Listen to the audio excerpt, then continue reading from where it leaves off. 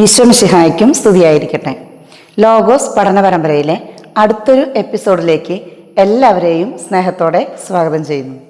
ഇന്ന് നമ്മൾ പഠിക്കാൻ പോകുന്നത് വിശുദ്ധ പൗലോസ് ശ്ലീഹ ഗലാത്യക്കാർക്ക് എഴുതിയ ലേഖനത്തിലെ പഠിക്കുവാനുള്ള മുഴുവൻ അധ്യായങ്ങളുമാണ്. ആദ്യമായി 1-ാം അധ്യായത്തിലെ ചോദ്യങ്ങളും ഉത്തരങ്ങളും നമുക്ക് പഠിക്കാം. ചോദ്യം 1. വിശുദ്ധ പൗലോസ് ശ്ലീഹ ഗലാത്യയിലെ സഭകൾക്ക് എഴുതിയ ഈ ലേഖനം എപ്പോഴാണ്, എവിടെ വെച്ചാണ് എഴുതിയത്? AD 53-നും 58-നും ഇടയ്ക്ക് എഫേസോസിലോ മക്കെദോനിയയിലോ വെച്ചാണ് എഴുതിയിട്ടുള്ളത്. ചോദ്യം 2. വിശുദ്ധ പൗലോസ് പ്രസംഗിച്ച സുവിശേഷം മാനുഷികമല്ല, പിന്നെ എങ്ങനെയാണ് അദ്ദേഹത്തിന് ലഭിച്ചത്? യേശു ക്രിസ്തുവിൻ്റെ വെളിപാടിലൂടെ. ചോദ്യം 3. വിശുദ്ധ പൗലോസ് മുമ്പ് ഏത് മതത്തിലായിരുന്നു? യഹൂദ മതത്തിൽ. ചോദ്യം 4.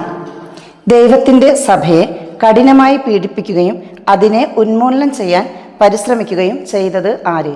വിശുദ്ധ പൗലോസ് ശ്ലീഹ. ചോദ്യം 5. എപ്പോഴാണ് കേപ്പായെ കാണാൻ പൗലോസ് ജെറുസലേമിലേക്ക് പോയത്? 3 വർഷത്തിന് ശേഷം. ചോദ്യം 6.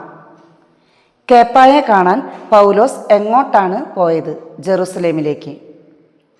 ചോദ്യം 7. കേപ്പായോടൊപ്പം പൗലോസ് എത്ര നാൾ താമസിച്ചു? 15 ദിവസം. ചോദ്യം 8. കേപ്പ ആരാണ്? വിശുദ്ധ പത്രോസ് ശ്ലീഹ.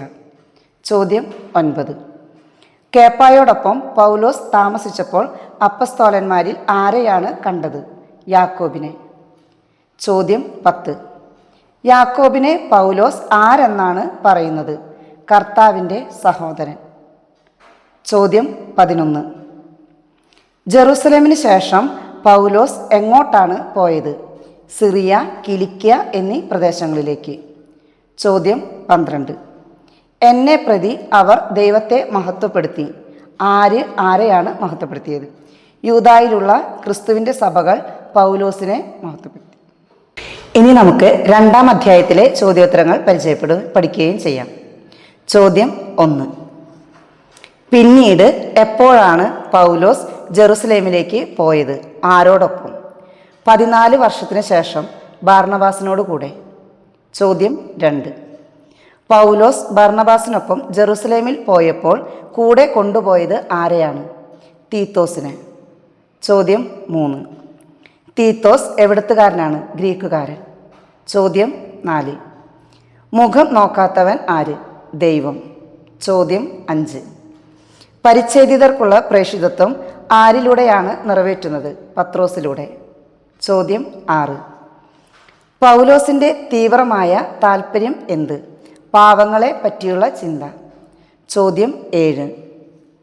എപ്രകാരമാണ് ഒരുവൻ നീതീകരിക്കപ്പെടുന്നത്? യേശു ക്രിസ്തുവിൻ്റെ വിശ്വാസത്തിലൂടെ. ചോദ്യം 8. ഇനിമേൽ ഞാനല്ല ജീവിക്കുന്നത്, ക്രിസ്തുവാണ് എന്നിൽ ജീവിക്കുന്നത്. ഇപ്രകാരം ആരാണ് പറഞ്ഞത്? വിശുദ്ധ പൗലോസ് ശ്ലീഹ. ഇനി നമുക്ക് 3-ാം അധ്യായത്തിലെ ചോദ്യോത്തരങ്ങളിലേക്ക് കടക്കാം. ചോദ്യം 1. വിശുദ്ധ പൗലോസ് ശ്ലീഹ ഭോഷന്മാരെ എന്ന് വിളിച്ചത് ആരെയാണ്? ഗലാത്യക്കാരെ. ചോദ്യം 2. അബ്രാഹാം നീതിയായി പരിഗണിക്കപ്പെട്ടത് എന്തുകൊണ്ട്? ദൈവത്തെ വിശ്വസിച്ചതുകൊണ്ട്. ചോദ്യം 3. ആരാണ് അബ്രാഹത്തിൻ്റെ മക്കൾ? വിശ്വാസമുള്ളവർ. ചോദ്യം 4. നിന്നിൽ ജനതകളെല്ലാം അനുഗ്രഹീതരാകും എന്ന സദ്വാർത്ത നേരത്തെ തന്നെ അറിയിച്ചത് ആരെയാണ്? അബ്രാഹത്തെ. ചോദ്യം 5. വിജാതിയരെ ഡാഷ് വഴി നീതീകരിക്കും? വിശ്വാസം വഴി. ചോദ്യം 6. വിശ്വാസിയായ അബ്രാഹത്തോടൊപ്പം അനുഗ്രഹം പ്രാപിക്കുന്നത് ആരാണ്? വിശ്വാസമുള്ളവർ. ചോദ്യം 7. നീതിയായി പരിഗണിക്കപ്പെട്ടത് ആരാണ്? അബ്രാഹാം. ചോദ്യം 8. ആരാണ് ശാപത്തിന് വിധേയരാകുന്നത്? നിയമാനുഷ്ഠാനത്തിൽ ആശ്രയം അർപ്പിക്കുന്നവൻ. ചോദ്യം 9.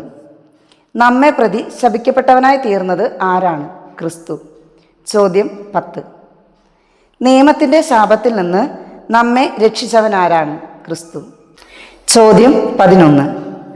യേശുക്രിസ്തു വഴി വിജാതീയരിലേക്ക് വ്യാപിച്ചതും ആത്മാവിൻ്റെ വാഗ്ദാനം വിശ്വാസം വഴി പ്രാപിക്കേണ്ടതും എന്താണ്? അബ്രാഹത്തിന് ലഭിച്ച അനുഗ്രഹം. ചോദ്യം 12. വാഗ്ദാനങ്ങൾ ലഭിച്ചത് ആർക്കാണ്? അബ്രാഹത്തിനും അവൻ്റെ സന്തതിക്കും. ചോദ്യം 13. വാഗ്ദാനം സിദ്ധിച്ചവനെ സന്തതി ലഭിക്കുന്നതുവരെ പാപങ്ങൾ നിമിത്തം നൽകപ്പെട്ടത് എന്ത്? നിയമം. ചോദ്യം 14.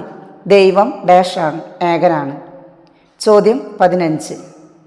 യേശുക്രിസ്തുവിലുള്ള വിശ്വാസം വഴി വിശ്വാസികൾ വാഗ്ദാനം പ്രാപിക്കേണ്ടതിന് എല്ലാവരും പാപത്തിനധീരനാണെന്ന് പ്രഖ്യാപിച്ചത് ആര്? വിശുദ്ധ ഗ്രന്ഥം. ചോദ്യം 16. യേശുക്രിസ്തുവിലുള്ള വിശ്വാസം വഴി നിങ്ങളെല്ലാവരും ഡാഷാണ്, ദൈവപുത്രന്മാർ. ഇനി നമുക്ക് 4-ാം അധ്യായത്തിലെ ചോദ്യോത്തരങ്ങൾ പഠിക്കാം. ചോദ്യം 1. ശിശുക്കളായിരുന്നപ്പോൾ നമ്മൾ ആർക്കാണ് അടിമപ്പെട്ടിരുന്നത്? പ്രകൃതിയുടെ ശക്തികൾക്ക്. ചോദ്യം 2. എന്തുകൊണ്ടാണ് ആബ പിതാവേ എന്ന് വിളിക്കുന്ന തൻ്റെ പുത്രൻ്റെ ആത്മാവിനെ ദൈവം നമ്മുടെ ഹൃദയത്തിലേക്ക് അയച്ചിരിക്കുന്നത്? മക്കളായതുകൊണ്ട്. ചോദ്യം 3. നിങ്ങളുടെ ഇടയിൽ ഞാൻ അധ്വാനിച്ചത് വൃഥാവിലായോ എന്ന് ആരെക്കുറിച്ചാണ് പൗലോസ്ലീഹ ഭയപ്പെടുന്നത്? ഗലാത്യക്കാരെ കുറിച്ച്. ചോദ്യം 4. സീനായ് മലയിൽ നിന്നുള്ളവൾ എന്ന് വിശേഷിപ്പിക്കുന്നത് ആരെയാണ്? ഹാഗാറിനെ. ചോദ്യം 5. അബ്രാഹത്തിൻ്റെ 2 പുത്രന്മാർ എപ്രകാരം ജനിച്ചവരെന്നാണ് വിശുദ്ധ പൗലോസ്ലീഹ പറയുന്നത്? ദാസിയിൽ നിന്നും സ്വതന്ത്രയിൽ നിന്നും. ചോദ്യം 6. ഹാഗാർ ആരാണ്? അബ്രാഹത്തിൻ്റെ ദാസി. ചോദ്യം 7. സ്വതന്ത്ര ആരാണ്? സാറ. ചോദ്യം 8. സ്വതന്ത്രയുടെ പുത്രൻ എപ്രകാരമാണ് ജനിച്ചത്? വാഗ്ദാന പ്രകാരം. ചോദ്യം 9. ആലങ്കാരികമായി പറഞ്ഞാൽ ഈ സ്ത്രീകൾ 2 ഉടമ്പടികളാണ്. ആരൊക്കെയാണവർ? ഹാഗാറും സാറായും. ചോദ്യം 10. അറേബ്യയിലെ സീനായ് മല ആര്? ഹാഗാർ. ചോദ്യം 11. ഹാഗാർ ആരുടെ പ്രതീകമാണ്? ഇന്നത്തെ ജെറുസലേമിൻ്റെ പ്രതീകം. ചോദ്യം 12. സ്വർഗീയ ജെറുസലം ആര്? സ്വതന്ത്ര. ചോദ്യം 13. നമ്മൾ ഇസഹാക്കിനെ പോലെ ഡാഷിൻ്റെ മക്കളാണ്, വാഗ്ദാനത്തിൻ്റെ. ചോദ്യം 14. വിശുദ്ധ ഗ്രന്ഥം എന്താണ് പറയുന്നത്? ദാസിയെയും അവളുടെ പുത്രനെയും നിഷ്കാസനം ചെയ്യുവിൻ. ചോദ്യം 15. നമ്മൾ ആരുടെ മക്കളാണ്? സ്വതന്ത്രയുടെ. ഇനി നമുക്ക് 5-ാം അധ്യായത്തിലെ ചോദ്യോത്തരങ്ങളിലേക്ക് കടക്കാം. ചോദ്യം 1. സ്വാതന്ത്ര്യത്തിലേക്ക് നമ്മെ മോചിപ്പിച്ചത് ആര്? ക്രിസ്തു. ചോദ്യം 2. പരിച്ഛേദനമോ അപരിച്ഛേദനമോ കാര്യമില്ലാത്തത് ആർക്ക്? യേശു ക്രിസ്തുവിൽ വിശ്വസിക്കുന്നവർക്ക്. ചോദ്യം 3. എപ്രകാരമുള്ള വിശ്വാസമാണ് സുപ്രധാനം? സ്നേഹത്തിലൂടെ പ്രവർത്തനനിരതമായ വിശ്വാസം. ചോദ്യം 4. മുഴുവൻ മാവിനെയും പുളിപ്പിക്കുന്നത് എന്താണ്? അല്പം പുളിപ്പ്. ചോദ്യം 5. മുഴുവനും അടങ്ങിയിരിക്കുന്നത് എന്തിലാണ്? നിന്നെപ്പോലെ നിന്റെ അയൽക്കാരനെയും സ്നേഹിക്കുക എന്ന ഒരേയൊരു കൽപ്പനയിൽ. ചോദ്യം 6. ആത്മാവിന് എതിരായത് എന്താണ്? ജഡമോഹങ്ങൾ. ചോദ്യം 7. ജഡത്തിന് എതിരായത് എന്താണ്? ആത്മാവിൻ്റെ അഭിലാഷങ്ങൾ. ചോദ്യം 8.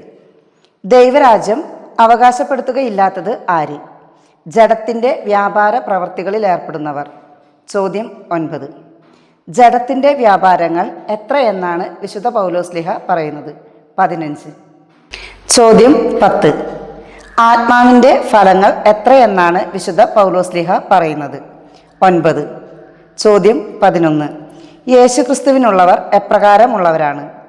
തങ്ങളുടെ ജഡത്തെ അതിൻ്റെ വികാരങ്ങളോടും മോഹങ്ങളോടും കൂടെ ക്രൂശിച്ചിരിക്കുന്നവർ. ഇനി നമുക്ക് 6-ാം അധ്യായത്തിലെ ചോദ്യോത്തരങ്ങളിലേക്ക് പോകാം. ചോദ്യം 1. ക്രിസ്തുവിൻ്റെ നിയമം പൂർത്തിയാക്കേണ്ടത് എങ്ങനെ? പരസ്പരം ഭാരങ്ങൾ വഹിച്ചുകൊണ്ട്. ചോദ്യം 2. ജഡത്തിൽ നിന്ന് കൊയ്തെടുക്കുന്നത് എന്താണ്? നാശം. ചോദ്യം 3. ആത്മാവിൽ നിന്ന് കൊയ്തെടുക്കുന്നത് എന്താണ്? നിത്യജീവൻ. ചോദ്യം 4. യഥാകാലം വിളവെടുക്കുന്നത് എപ്പോൾ? നന്മ ചെയ്യുന്നതിൽ മടുപ്പ് തോന്നാതിരുന്നാൽ. ചോദ്യം 5. പരിച്ഛേദന കർമ്മത്തിൽ നിങ്ങളെ നിർബന്ധിക്കുന്നത് ആര്? ശാരീരികമായ ബാഹ്യകാര്യങ്ങളിൽ കൂടുതൽ ശ്രദ്ധിക്കുന്നവർ. ചോദ്യം 6. പരിച്ഛേദന കർമ്മത്തിൽ നിങ്ങളെ നിർബന്ധിക്കുന്നത് എന്തിനു വേണ്ടിയാണ്? ക്രിസ്തുവിൻ്റെ കുരിശിനെ പ്രതി പീഡിപ്പിക്കപ്പെടാതിരിക്കാൻ. ചോദ്യം 7. ഡാഷ് എന്നതാണ് പരമപ്രധാനം. പുതിയ സൃഷ്ടിയാവുക എന്നതാണ് പരമപ്രധാനം. ചോദ്യം 8. ഞാൻ എൻ്റെ ശരീരത്തിൽ യേശുവിൻ്റെ അടയാളങ്ങൾ ധരിക്കുന്നു. ആരാണ് ഇത് പറഞ്ഞത്? വിശുദ്ധ പൗലോസ്ലീഹ. ചോദ്യം 9. ദൈവത്തിൻ്റെ ഇസ്രായേലിനെ സമാധാനവും കാരുണ്യവും ഉണ്ടാകട്ടെ. ഈ വചനഭാഗം പഴയ നിയമത്തിൽ എവിടെയാണ് നാം കാണുന്നത്? സങ്കീർത്തന പുസ്തകം 125 അധ്യായം 5 വാക്യം. ഇത്രയും സമയം നമ്മൾ പഠിച്ചുകൊണ്ടിരുന്നത് ലോഗോസ് പരീക്ഷയ്ക്കുള്ള ഗലാത്യക്കാരുടെ പുസ്തകത്തിലെ 1 മുതൽ 6 അധ്യായം ഉൾപ്പെടെയുള്ള എല്ലാ ചോദ്യങ്ങളും ഉത്തരങ്ങളുമാണ്. ഇനി നമുക്ക് അടുത്തൊരു എപ്പിസോഡുമായി വീണ്ടും കാണാം. നന്ദി, നമസ്കാരം.